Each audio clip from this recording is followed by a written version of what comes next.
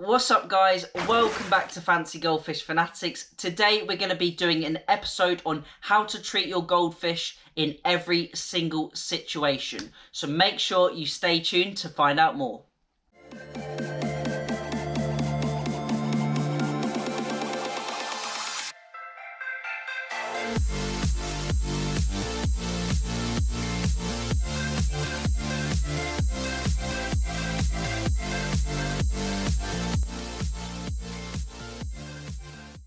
Hey Fanatics family, welcome back. If you aren't already part of our Facebook group, then check out the link below, and also check out our Instagram page, the link is also below. You may notice that the jazz hands aren't out today because I actually got my vaccination yesterday and my arm is absolutely killing me. So I'm really glad to finally have that, but my arm is really hurting. But I'm going to plow through the pain and I'm going to get another episode out to you guys. So today, as I said, we're going to be doing a back to basics series on how to treat your goldfish in every single situation and scenario. So I see lots and lots of posts on the Facebook group saying my goldfish is sick, my goldfish is ill, it's got parasites, it's got spots on its head, it's got holes in its tail, or it's got spots on its tail as well. So today I wanted to do a really good general video to outline all of the problems we can get and how to deal with them. Not in depth, but in a simple form, so you can just watch this video, you'll know what to do and how to then proceed with the treatment or how to rectify the issue. So first up, when your goldfish is sick, it is down to three main things. Number one will be parasites. Number two will be water quality. And number three, what's number three? Number one will be parasites. Number two will be water quality, and number three will be a bacteria problem. First up, let's start with the most basic, which is water quality. If your goldfish isn't acting right, it might be sitting on the bottom of your tank or pond, or maybe it's right at the surface, maybe taking gulps of air at the surface, then this potentially could be down to water quality. So straight away, as soon as your fish or even my fish show any symptoms or any odd behaviour, I will test the water. First you want to test your ammonia, then your nitrite, and then your nitrate. Also, in very hot weather, you want to test your oxygen and make sure there is plenty of oxygen, which you can add with surface agitation, also air pumps and air stones. You can use a fountain pump or a waterfall if you've got a pond outside, or you can direct the nozzle of your filter output just above the surface so it creates lots of ripples, which therefore increases the surface area. Now, if your ammonia and your nitrite are showing detectable levels, then the first thing to do is a big 50, even 60% water change. Now, when you're doing your water changes, you want to make sure your water is dechlorinated, so it's not got any chlorine or chloramine in it. You can use different products. There's many different ones available, like Tetra Aquasafe or Seachem Prime. You can use both of those, they work well. You also want to make sure that the water temperature is very close, as close to the habitat that the fish are living in, so it's not too much of a shock. Now, if the fish is still showing symptoms the next day, it's time to test again. If the water is showing 0 ammonia and 0 nitrite, then potentially your goldfish has another problem. So first up, the first thing I like to do when my fish are showing symptoms of an illness or parasite is to check the water quality. So that's the number one rule. If your water quality is all good, then it's likely something else, which leads me on to number two, parasites. So if your fish is also sitting on the bottom, maybe it's gasping at the surface, maybe it's got clamped pectoral fins, it's not very active, or it's not really eating and it's not behaving as it usually would, the chances are you may have parasites. Now, parasites are very common in outdoor fish, and they are very common in imported fish, like you saw when I quarantined my new arrivals, which are out in the pond and they've been in there for a fair few weeks now and all is good. They are all really happy, so that's great. But when you introduce a new fish into your current established tank, there is a chance you could be bringing a parasite or pathogen in with it. So it's always best to quarantine. Now, if you can't quarantine and your fish is already in the tank, then the best thing you can do is take a mucus sample and look at it under a microscope to identify if there's any parasites present. Now, I know a lot of you, or the majority of you, will not have a microscope. If you want to see how I scrape my own fish, then check out the previous video I did where I scraped my fish and I showed you how to use a microscope, but I'm sure many of you won't have a microscope. Now, I don't normally recommend doing a blanket chemical treatment, but sometimes it is necessary if you can't get hold of a microscope and you think your fish has parasites. Now, if your fish has white spot, that is very easy to identify and you do not need a microscope for this. But there are many other parasites like Trichodyna, Cholidinella, flukes, skin flukes and gill flukes. Also other parasites like Costia, which you can't identify without a microscope. Now, flukes and worms can be treated with something like Fluchem or Fluke P or Waterlife. Do a treatment, Parasin, I think it's called, Waterlife Parasin. There are also different other deworming and fluke medications out there. Now, fluke and worming medications will not have a great deal of impact, if any, on your biological filtration. So if you do suspect your fish may have flukes, then I wouldn't normally advise to blanket treat your fish without detecting the parasite, but you can treat them for flukes and for worms like anchorworms. However, you would be able to see anchorworms on the fish like when I got them.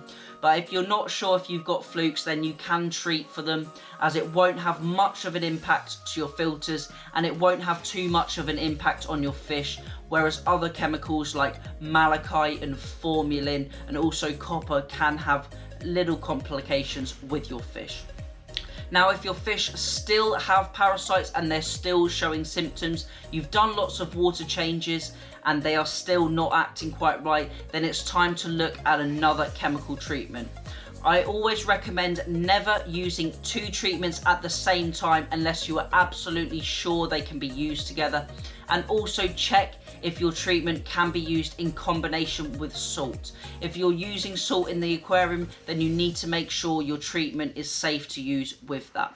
So the next treatment I'd look at is a lot harsher than the fluke and deworming medications, and is also a lot harsher than salt. So if you need to go down that route, then you could use a mixture of malachite and formalin. This comes in very different forms. You can get pure malachite and also pure formalin and mix them yourself, or you can buy pre-packaged bottles like the Alparex Colombo that I used to treat my fish, and you could use this. Alternatively, you could use a salt medication. Now, when using salt, you really need to make sure you're getting your measurements very accurate. What you could do is you could increase the salt level from 0 to around 0.8 parts per thousand, which is also known as 8 grams per litre of water.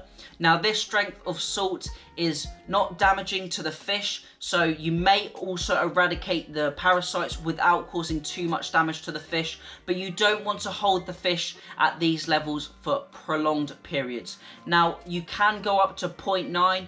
I wouldn't necessarily use this unless there's a severe outbreak or your fish has dropsy. So 0.8, 0.7 is about right. And after that, if you haven't used the malachite or formalin, then I would then treat with that afterwards. But I really strongly, I can't stress it enough, it's really the best idea to use a microscope to identify if you have any parasites present. So they would be the stages that I would take.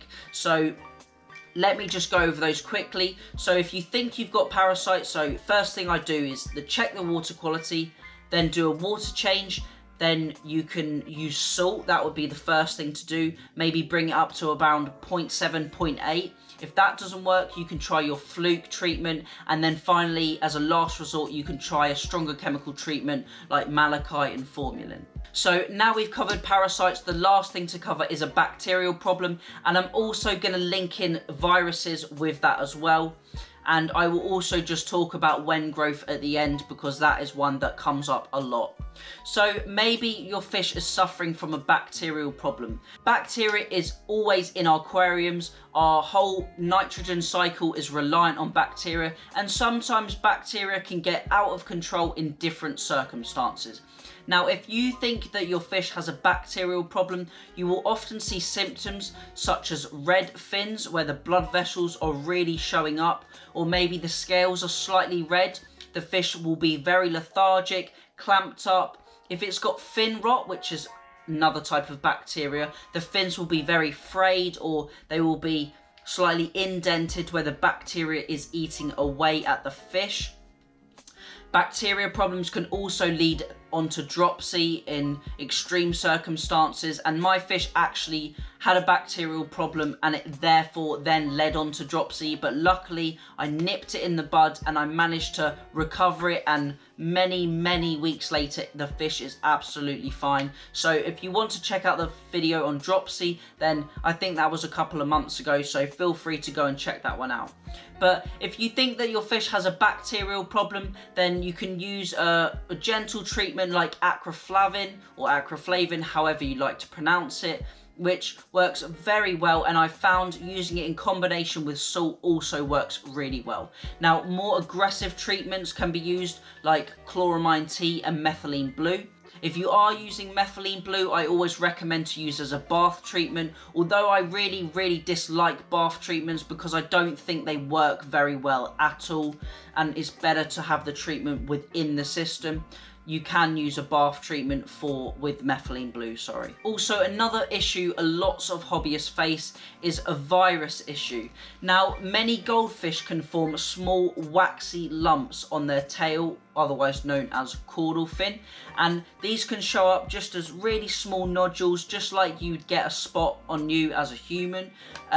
And there is nothing really you can do about it. It is a virus and there is nothing we can really treat for it. They do come and go. I have had a few fish in the past where these nodules have started to form on the caudal fin and then they've gone away in their own time, and they've also come back. But this does not affect the health of the fish, and there is nothing you can really do about this. You can also get skin cancer on goldfish, which is otherwise known as hikui, and it is quite common in the koi industry with koi carp.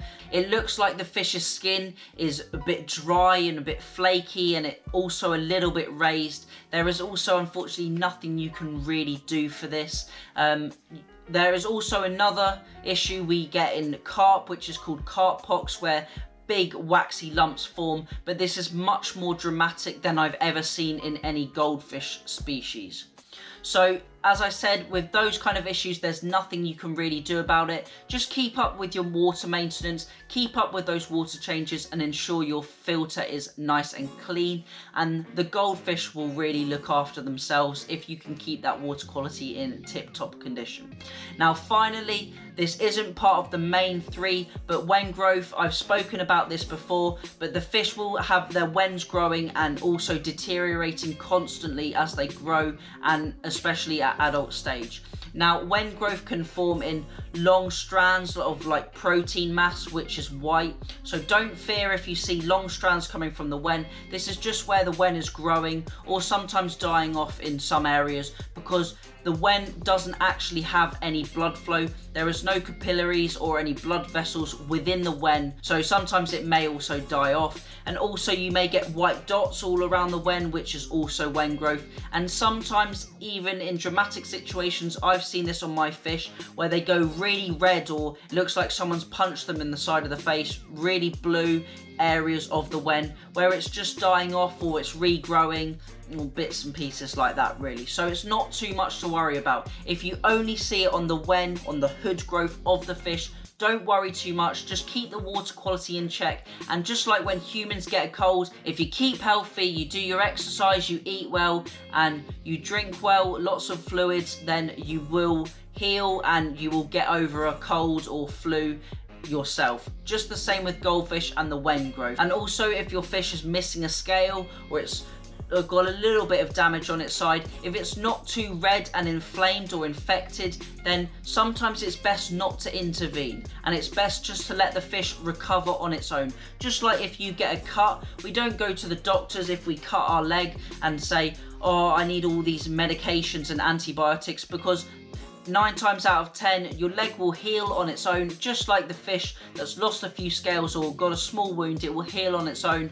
If you want to intervene, you can use different products such as propolis, which is actually made from bees, or by bees I should say, and also tamidine or betadine, which is a form of iodine. So those are really good for disinfecting wounds and helping keep bacteria out of them. You can also use a wound sealer like or adhesive powder, but that's only really for large cuts or large wounds. So I think in this video I've covered every situation. I really hope it helps. Obviously there is also dropsy, but you can go and watch my video that's specifically on dropsy for that. If you've got another situation that I haven't mentioned, then just drop a comment below, or in fact even put a topic up on the Facebook group and ask for people's advice, and I will try and comment as well for you. Thank you all for watching. Hopefully by the time I shoot the next video my arm will be a little bit better and I'll be able to move it a bit more. But thank you all for watching. Remember to keep those water changes up, and happy fish keeping.